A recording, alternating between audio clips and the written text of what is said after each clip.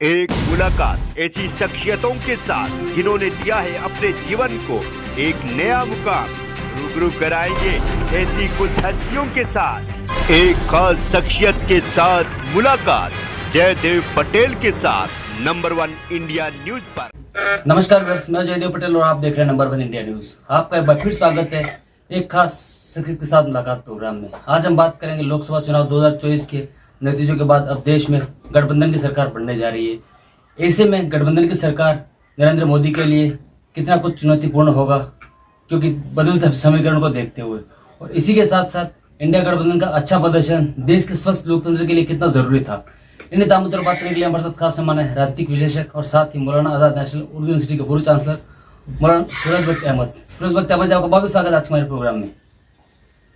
बहुत बहुत शुक्रिया जयदेव भाई जी, फिरोज बख्त अहमद जी, आपसे मेरा पहला सवाल है कि देश में अब गठबंधन की सरकार बनने जा रही है, इंडिया की एनडीए अलायंस जो बनने जा रहा है, जिसके प्रधान नरेंद्र मोदी नेतृत्व करेंगे और साथ ही उनको कहीं न कहीं संसदीय नेता उनको चुना भी गया है। ऐसे में बदलते समीकरण प्रधानमंत्री नरेंद्र मोदी के लिए कितने चुनौतीपूर्ण होंगे? हाँ, देखिए, ये एक बहुत ही टाइमली टॉपिकल सवाल पूछा है जयदेव साहब आपने, और मुझे याद आता है जो एक इससे पहले प्रधानमंत्री अटल बिहारी वाजपेयी रह चुके थे, उन्होंने भी एक गठबंधन सरकार चलाई थी और उस गठबंधन में उनको काफी परेशानी हुई थी। जैसे मुझे एक थोड़ा मजाकिया सी चीज है, एक वो चिट्ठी आनी थी जयललिता जी के पास से, तो भेज नहीं रही थी, पता नहीं क्या था, उनकी ख्वाहिश पूरी हो पा रही थी नहीं पा रही थी। तो एक मीडिया के अंदर, उस वक्त तो आप शायद पता नहीं पैदा हुए होंगे, नहीं, मीडिया के अंदर कुछ ऐसा था, चिट्ठी आई है बहन जी की चिट्ठी आई, यही हो गया था। तो देखिए, मोदी जी का जहां तक ताल्लुक है, उतनी परेशानियां तो उन्हें नहीं आने वाली जितनी अटल बिहारी वाजपेयी साहब के टाइम पे आई थी, क्योंकि अटल जी की तरह मोदी जी भी एक यूनिवर्सली एक्सेप्टेड लीडर हैं, और उनके बारे में जो विपक्ष है वो कहता है, जो मैंने कुछ विपक्षियों से सुना, वामपंथियों से सुना, कि देखिए भाई, मोदी जी तो बहुत बढ़िया आदमी है बताते खुद, लेकिन उनके साथ जो उनकी काम करने वाली टीम है, चंद लोगों को छोड़ के जयशंकर जी हैं, कुछ और लोग हैं, बाकी उनकी टीम जो है उनकी तरह नहीं है। ठीक है, लेकिन आपने एक बात कही कि एक स्वस्थ विपक्ष की जरूरत है, उस पे मैं आऊंगा सर जी।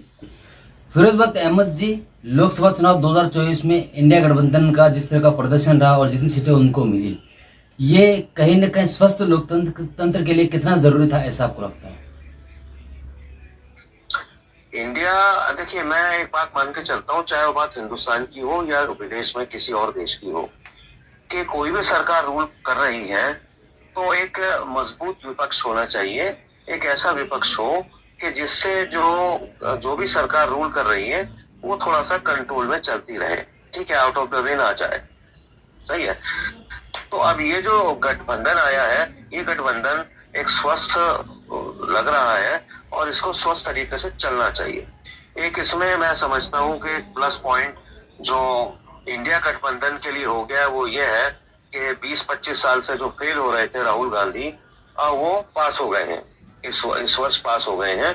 और दूसरी बात है, इसमें तो देखिए कोई दो राय नहीं है, मेहनत तो पक्का है, भले ही उनको नकारा जाता रहा हो, मगर ये बंदा अड़ा रहा, सटा रहा एक जगह, और इसको कामयाबी मिल गई। वो अंग्रेजी की एक कहावत है ना, हार्ड वर्क नेवर फेल्स। तो राहुल गांधी ने एक मजबूत गठबंधन की जो है, समझिए कि एक नींव रखती है। अब ये देखना है कि कितना ये चलता है सरकार के साथ, सरकार इनकी कितने बातें, अल्टीमेटली ये होना चाहिए पब्लिक के फेवर में होना चाहिए। ठीक है, 10 साल से सरकार अच्छी चल रही थी, कोई ऐसा कांड नहीं हुआ है बीजेपी के, ना कोई स्कैम हुए, ना कोई झगड़े हुए, ना कोई हिंदू मुस्लिम फसादात हुए। सरकार बहुत ठीक है, महंगाई बढ़ी है, ठीक है, नौकरियां नहीं है, लेकिन ये तो हर दौर में रहा है। 1952 से जब पहला इलेक्शन हुआ है, तब से ही लोग, जनता कहती थी, एक फिल्म भी बनी थी शायद 1980 में, कि महंगाई मार गई। ये चीजें कॉमन है। अब चूंकि गठबंधन बन गया है और सरकार भी चल रही है, दोनों को रेलवे पटरी की तरह एक पैरेलल तरीके से चल के बीच में जो फट्टे हैं वो जनता है, उसका ध्यान रखते हुए आगे बढ़ना चाहिए। जी, फिरोज बख्त अहमद, आपसे मेरा एक आखिरी सवाल है कि महाराष्ट्र में उद्धव गुट के पूर्व सांसद संजय राउत का बयान सामने आया कि एनडीए की सरकार न बन रही है न बन सकती है, अगर बन भी जाएगी तो चलेगी नहीं, क्योंकि कहीं ना कहीं अभी तो पिक्चर की शुरुआत हुई है। इसको आप कैसे देखते हैं? देखिए, उद्धव ठाकरे साहब आपके जो दोस्त ये बात फरमा रहे हैं, मुझे लगता है ये बात हकीकत से बहुत दूर है, अभी काफी दूर है। हो सकता है ऐसा, मैं नहीं कहता। देखिए, रातों रात कुछ भी हो सकता है, राजनीति के अंदर कुछ भी हो सकता है, ठीक है। एक हकीम राज नारायण मिसेज इंदिरा गांधी को हरा सकते हैं, ठीक है ना। यहाँ जब मोदी जी इलेक्शन लड़ रहे थे तो विपक्ष में लोग नाचने लगे थे, पता चला कि मोदी जी जो है राय साहब से थोड़ा पीछे हैं। तो राजनीति में कुछ भी हो सकता है, मगर जहां तक उद्धव ठाकरे के की पार्टी के लोगों का यह ख्याल है कि चल नहीं पाएगा और आगे उसको इंडिया गठबंधन चलाएगा, ऐसा नहीं है, ठीक है। हाँ, बीजेपी की थोड़ी सी कमी मैं समझता हूँ ये रही है कि मोदी जी बजाते खुद बेहतरीन इंसान है, लाजवाब इंसान है, लेकिन जो उनके एडवाइजर हैं, जो उनके दाएं बाएं हैं, वो उनको अक्सर गलत राय मशवरा दे देते हैं, जिसकी वजह से 240 यानी समझिए 32 सीटें मोदी जी की घट गई। तो मोदी जी को कम से कम गौर ये करना चाहिए कि कम से कम कुछ एडवाइजर ऐसे रखने चाहिए कि जिनकी पूरे हिंदुस्तान में बात हो, जो सियासी नक्शे को समझते हो, तजर्बेकार लोग हो, जिसकी वजह से उनको एक घाटा हुआ है। खैर, मोदी जी कोई ऐसा नहीं है, उनको तीसरी बार एक तारीख बनाने चाह रहे थे कि वो पंडित नेहरू और मिसेस गांधी की तरह जो है वो तीसरे एक ऐसे प्रधानमंत्री बनना चाहते थे कि जिनका सबसे बड़ा लंबा टेन्योर हो।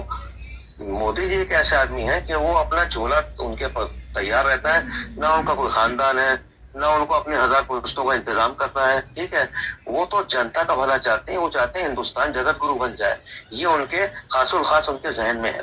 तो आखिर में बस मैं आपको ये कहना चाहूंगा, आपसे कहना चाहूंगा, अगर कोई ये सोचता है कि ये इंडी गठबंधन ये बाद में जाके कामयाब